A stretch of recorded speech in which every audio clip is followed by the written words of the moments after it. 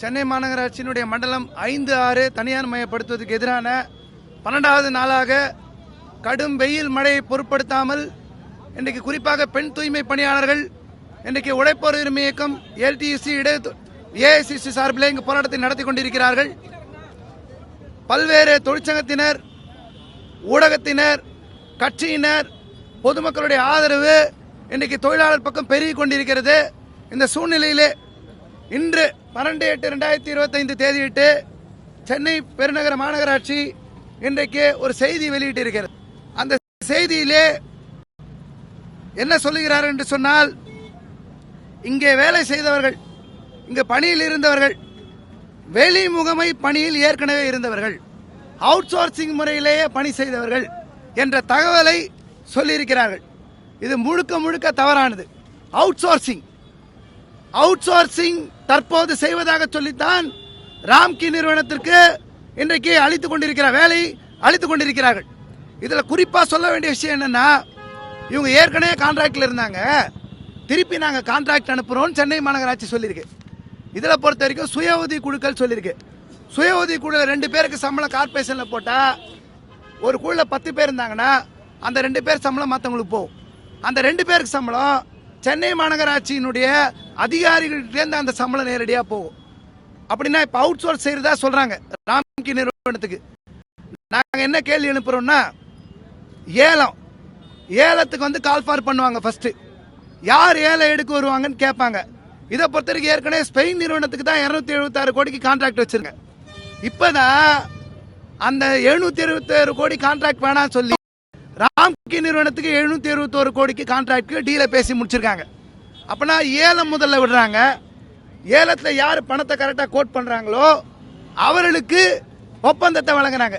எங்களோட ஒரே கேள்வி என்னன்னா, நீங்க சொல்றீங்களா சுய உதவி குழு அவுட் சோர்ஸ், நாங்க லீகலா கேட்கிறோம். நீங்க ஏலம் விட்டு அவங்களோட அக்ரிமெண்ட் போட்டு சைன் பண்ணி ஒரே ஒரு ஆதாரமாவது காட்டுங்க. நீங்க சுய உதவி குழுல அவுட் சோர்ஸ் பண்ணிட்டீங்க, அவங்க கிட்ட வந்து ஏலம் விட்டீங்க, தீர்மானம் போட்டீங்க, அவங்க வந்து கான்ட்ராக்ட் ஒப்பந்தம் உங்களுக்கு மாநகராட்சி அவங்களுக்கு இருக்குன்னு சொல்லி காட்டுங்க. சம்பள பதிவேட்டில் அவருடைய சம்பள பதிவேடு அதுல எடுத்து பாத்தீங்கன்னா மாநகராட்சி அதிகாரிகள் தான் கையெழுத்து போட்டிருக்காங்க. வரியை பதிவேடு அதுலயும் எடுத்து பாத்தீங்கன்னா மாநகராட்சி அதிகாரிகள் தான் கையெழுத்து போட்டிருக்காங்க. அப்புறம் குறிப்பாக லட்சுமி என்ற பெண் தொழிலாளிக்கு கடந்த ஜனவரி மாசம் இந்த சுய உதவி குழு திட்டத்தில் வேலை செஞ்ச தொழிலாளிக்கு மண்டலம் 5லேருந்து 4க்கு போட்டாங்கன்னு சொல்லி உயர் நீதிமன்றத்தில் எடுத்துட்டு போய் மாண்புமிகு நீதிபதி ஆனந்த் வெங்கடேஷ் அவர்கள் முன்னாடி இருந்து, நாங்க இந்த கம்யூனிகேஷன் வந்து எங்களுக்குள்ளதான் கொடுத்தோம் டிரான்ஸ்பர், அவங்க வந்து எங்க தொழிலாளியே இல்லைன்றது எங்க வாதம் அப்படின்னு சொல்லி டிரான்ஸ்பர் ஆர்டர் கையில கொடுத்தத நாங்க திரும்ப பெறோம்னு சொல்லி 37 நாட்களுக்குரிய சம்பளத்தை கொடுத்தாங்க. அப்படின்னா இதே தொழிலாளி ஹைகோர்ட்ல அவங்கள டிரான்ஸ்பர் பண்ணது எடுத்து கேஸ் போட்டிருக்காங்க. யாரு அதுல கையெழுத்து சோனல் ஆபீசர் போட்டிருக்காரு. அப்போ ஒரு தொழிலாளி நீங்க டிரான்ஸ்பர் பண்ண முடியும்னா அந்த துறையில வேலை செஞ்சாலும் செய்ய முடியும்.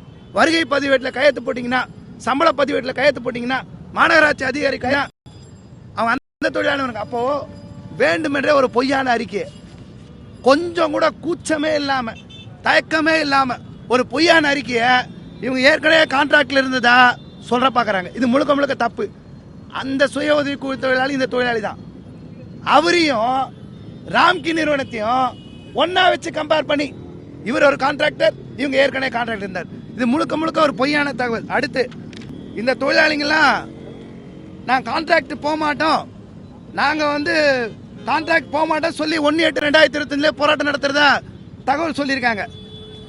இந்த கோரிக்கை இவங்களை கான்ட்ராக்ட் அனுப்பக்கூடாது, இவங்கள பணியந்திரப்படுத்தணும் வச்ச கோரிக்கை இன்னைக்கு ஆட்சியில் இருக்கக்கூடிய முதல்வர் வச்ச கோரிக்கை, நாங்க வச்ச கோரிக்கை இல்லை. நாங்க ஒரு விஷயம் வெளிப்படையா கேட்கிறோம், முதல்வர் வந்து வெளியே வந்து பேச சொல்லுங்க. 285 கோரிக்கை நான் கொடுத்தது தப்பு, தூய்மை பணியாளர் சம்பந்தமா. தேர்தல் வாக்குறுதி 153 தப்பு. 19/1/2021 கடிதம் நான் எழுதவே இல்லை, இவங்களை பணியந்திரப்படுத்திட்டோம் அப்படின்னு தைரியமா பகிரங்கமா தமிழ்நாடு முதல்வர் அவர்களை வந்து வெளியே சொல்லுங்க.